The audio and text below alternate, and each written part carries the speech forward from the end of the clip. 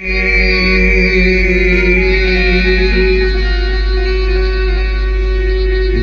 साधो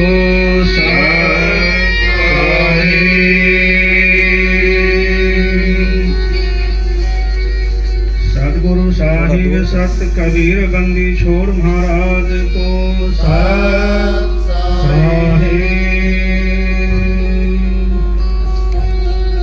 आचार्य सदगुरुबंदी छोड़ श्री ईसा संत महाराज को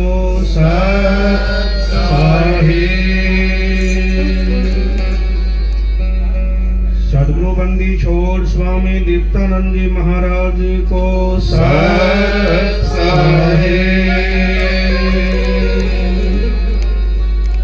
सदगुरुबंदी छोड़ स्वामी रामानंद जी महाराज को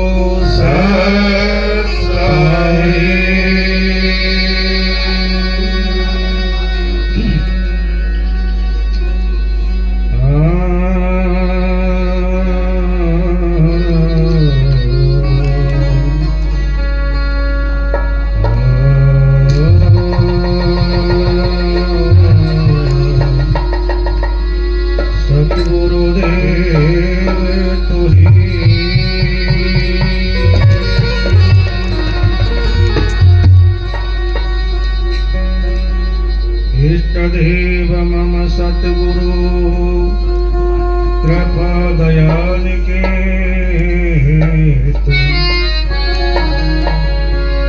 चरणन में वंदन करूं गुरु सरदा भाव समेत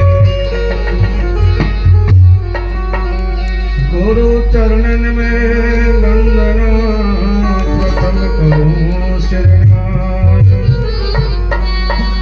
बिगड़ी जन्म अनेक की गुरु बिना को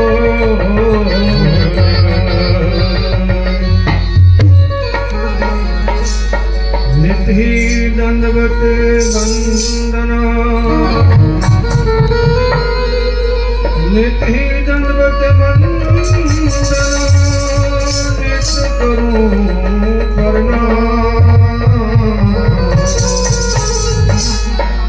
चरण कमल गुरु देव के दुख भंजन सुख धाम सत कबीर दादू दयाल सत कबीर दादू दयाल तुम साहिब की ससंग राम रमता तुरी श्री सतगुरु दीपकानंद सतगुरु दीपकानंद जी दीपे अखंड प्रकाश हर महादेरा भेंट कर गुरु ज्ञान किया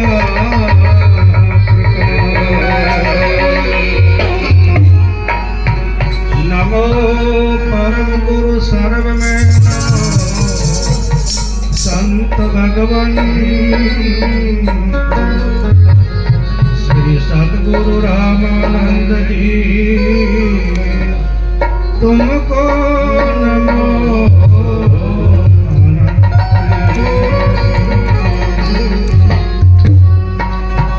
बोले श्री सतगुरुदेव भगवान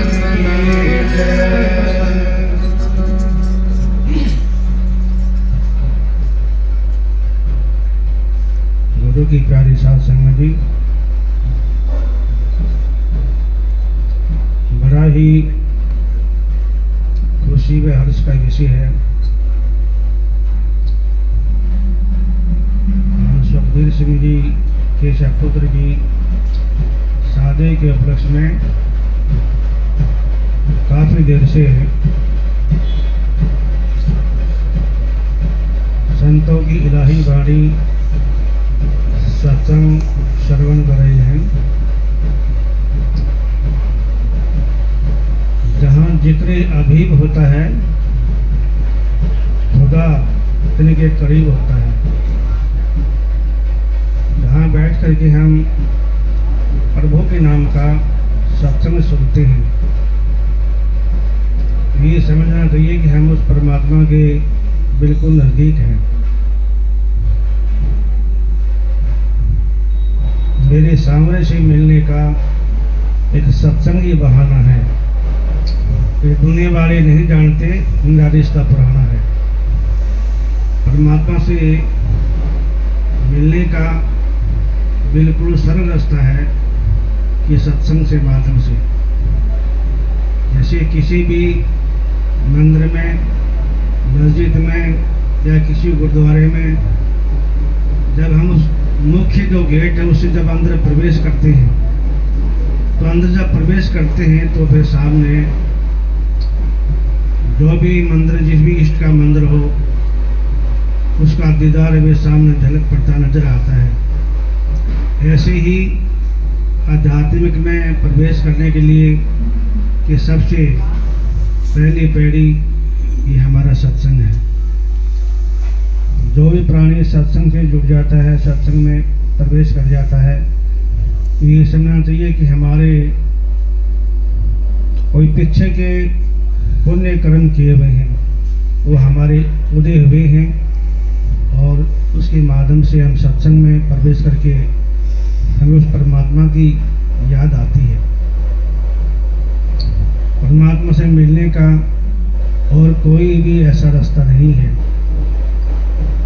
अभी हम सुन रहे थे कि घूंघट के पट खोदड़ी कोई पिया मिलेंगे। ये सबसे बड़ा जो घूंघट है, हमारे घूंघट लगा हुआ है लोक राज का, कुल की मर्यादाओं का घूंघट लगा हुआ है, आज्ञान का घूंघट लगा हुआ है, तेरी मेरी का घूंघट लगा हुआ है। और आज इसी कली काल में हर प्राणी के जेब में मोबाइल है, और सबसे बड़ा घूंघट ये भी लगा हुआ है। जब हम सत्संग में बैठे होते हैं और कोई भी संतों की जो मार्मिक वाणी है, ये कोई बात नहीं, कोई भी शब्द लग सकता है। और सत्संग में बैठे बैठे जब फोन आ जाता है तो उसके भाग देते, सत्संग से भाग देते। कोई स्कूल में गया, कोई लेटरिन में गया, कोई बाथरूम में गया, वहाँ मोबाइल से बात करने के लिए। तो सबसे बड़ा ये भी घूंघट लगा हुआ है।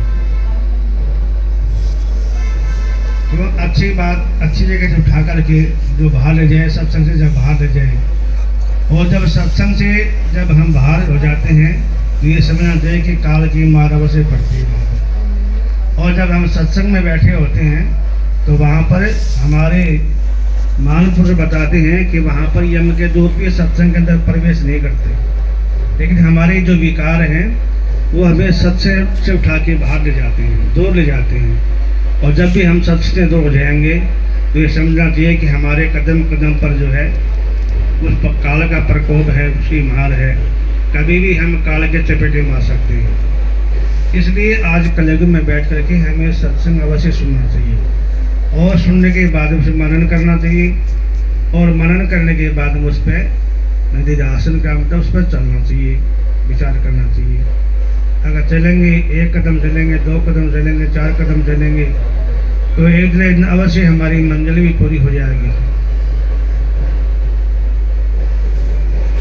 तो अगर चलेंगे नहीं, अगर सुनने के बाद में उठ करके बाहर चले गए और वे संसारी की बातें हैं, तो फिर हमें कोई लाभ नहीं होने वाला है। भले ही हम सत्संग जाने के बाद में एक छोटा सा शब्द भी यदि उस पर हम मनन करेंगे, चिंतन करेंगे, विचार करेंगे, तो हो सकता है कि वही हमारा मोक्ष का कारण बन जाए। इसलिए सत्संग जाने के बाद में हमें अवश्य ही जो महान पुरुषों की वाणी है, ये मत समझो कि गाने वाला ये कुछ नहीं जानता होगा। जब कोई भी, चाहे वो कैसा भी आदमी हो, लेकिन किसी भी महापुरुष की वाणी जो वो उच्चारण करता है शालीनता के साथ में, तो महाराज श्री कहते हैं कि वक्ता के मैं मुख में बसूं और श्रोता के मैं कान। यदि कोई उसकी वाणी, कोई अगर गायन कर रहा है किसी भी प्रकार से, चाहे वो प्रवचन के द्वारा या गायन के द्वारा, तो परमात्मा का निवास रचना के ऊपर होता है। गुरबाणी में आया है कि साध की रचना पर प्रभु बसे। बाद की रचना के ऊपर कि प्रभु का निवास होता है, कि ये वाणी उस प्रभु की है, इलाही वाणी है, परमात्मा की वाणी है, सत्संग की वाणी है। कोई अपनी बनाई हुई 2 नंबर की बात नहीं है, 1 नंबर की बात है। तो जब भी हम उसे जोड़ते हैं और उसको श्रवण करते हैं, जब हम बैठ करके और विधि पूर्वक ध्यान पूर्वक एक चित्त होकर के हमारी जो मनोवृत्ति है, सत्संग सुनते समय भी हमारी मनोवृत्ति अंतर्मुख है, एक तो होती है बाहरमुख। ये कई बार ऐसा होता है कि हम सत्संग सुनते सुनते बैठते बैठते भी इधर झांकते रहते हैं, कभी किसी से बात करी, कभी इधर देखे, कभी उधर देखे। तो जैसे जैसे हम घूमेंगे वैसे वैसे जो है साथ में हमारा मन भी घूमता रहता है। इसलिए सत्संग स्वयं तो बिल्कुल एक चित्त होकर के अपनी जो वासनाएं हैं उनको अंतर्मुख करके और फिर हम सत्संग से जुड़ेंगे। तो कहते हैं श्रोता के मैं कानों में बसता हूँ, जो भी सुनता है तो परमात्मा का निवास हमारे श्रवण इंद्रिय कान में होता है। और भेदी के मैं हृदय बसूं और खोजी के मैं प्राण। जो मेरा भेद को जानना चाहता है, मुझसे मिलना चाहता है, तो मैं इसके हृदय में निवास करता हूँ। अभी सुन लेते हैं वाणी कि आज हमारे रंग बरसे सतगुरु आए हमारे पावना। वो कली में कैसे बताया था?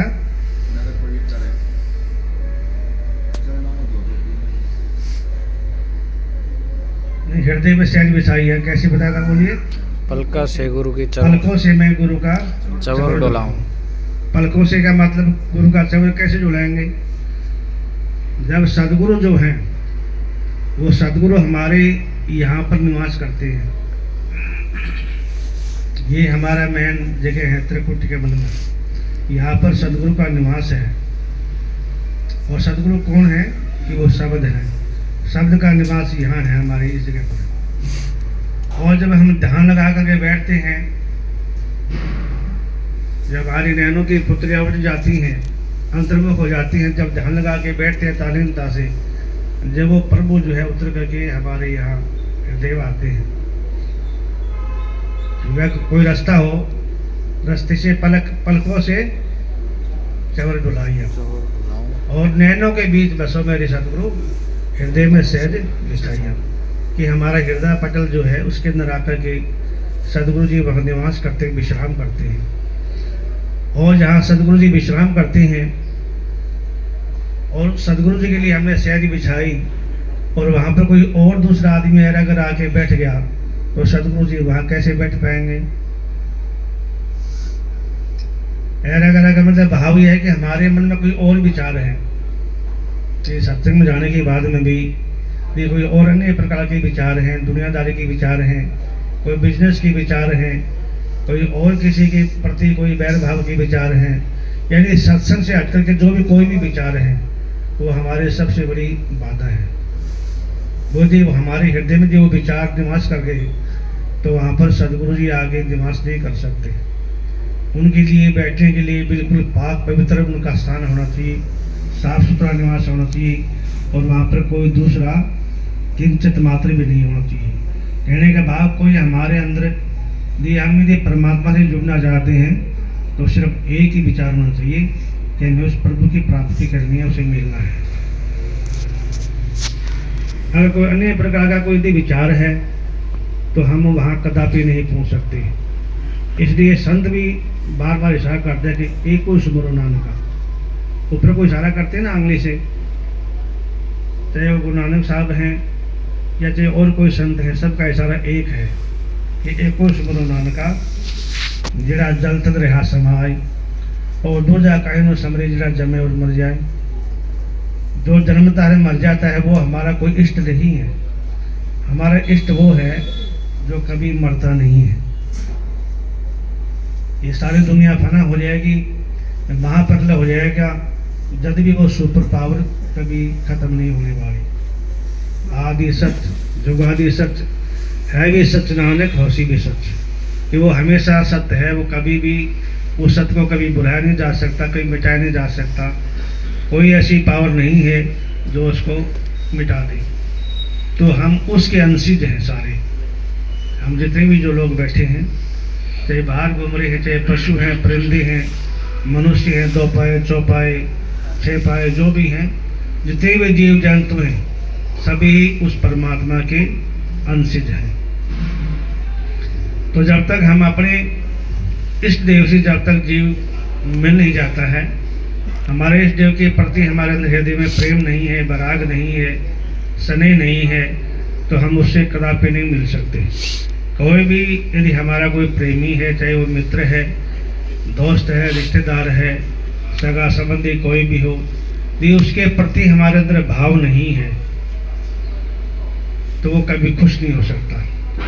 और भाव की परख कैसे होती है, प्रेम की परख कैसे होती है कि प्रेम की परख तो नेत्रों से होती है।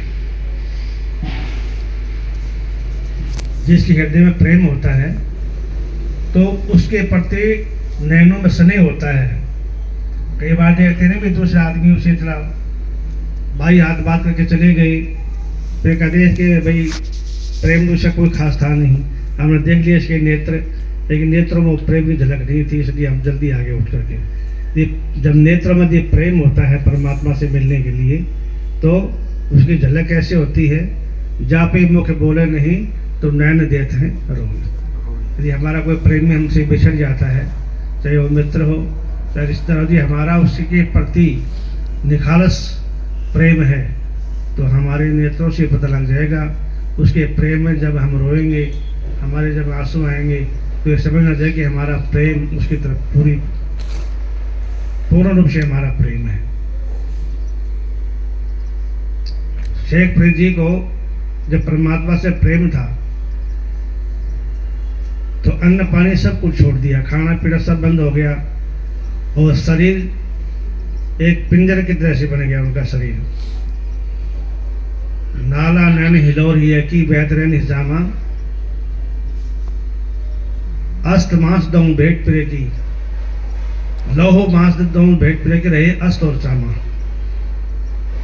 जी महाराज कहते हैं नाला नैन, जब नैनों से जब नेत्रों से जब आंसू आते हैं और हृदय के अंदर मिलने की जब हिलोर उठती है, उमंग उठती है अंदर से उठने की, तो उसके बैराग के अंदर सब खाना पीना सब छूट जाता है। चाहे हमारे अच्छे किसी भी अच्छे से पदार्थ हों, कितने बढ़िया से बढ़िया ड्राई फ्रूट हों, कितने अच्छे फल फ्रूट हों, लेकिन हमें कोई चीज़ किसी में रुचि नहीं होती खाने की, कोई चीज़ अच्छी नहीं लगती है। केवल एक ही बात है कि हमें वो हमारा प्राण प्यारा प्रभु प्राप्ति हो जाए उसकी, तो एक ही लगन रहती है। जब ऐसी लगन जब शेख फरीद जी की जब हुई और चलना फिरना बंद हो गया, शरीर में इतनी कमजोरी आ गई कि चलना फिरना भी बहुत दुर्बल हो गया, और एक घायल अवस्था में पड़े हुए थे, तो ऊपर काग आगे बैठे, काग ये भी मरे हुए समझ करके भी कोई डेड बॉडी पड़ी हुई है, काग उसका मांस खाने के लिए आ गए। तो उन्होंने बड़ी सुंदर भाषा से बोला कि आओ कगो बैठियो, मेरा चुन चुन खाइयो मांस, पर मेरे 2 नैन मत छेड़ियो, मुझे हरी मिलने की आस, मुझे उस परमात्मा से मिलने की इच्छा है। अभी मैं मरा नहीं हूँ, भले मेरा शरीर जो है ये बिल्कुल सूख गया है, पिंजर बन गया है, लेकिन अंदर से मेरी तड़प है परमात्मा से मिलने के लिए, तो मैं उससे मिलना चाहता हूँ। इसलिए मेरे जो नेत्र हैं उनको मत छेड़ना, बाकी तन का मांस वैसे सारा खा लो, मुझे कोई परवाह नहीं है। गोए में शेख फरीद की बोली बिठी भाषा, कागा चुनन खा ले मेरी हाडी पर के मासा, मेरे 2 नैना मत छेड़ियो, मुझे गुरु मिलने की आशा, वो तन भी होया कमजोर है, ना खाया उधर भर के, कभी उधर भर के पेट भर के कभी भोजन नहीं किया परमात्मा की याद में। तो इसी विषय में मीराबाई ने एक सुंदर भजन की बादल से बताया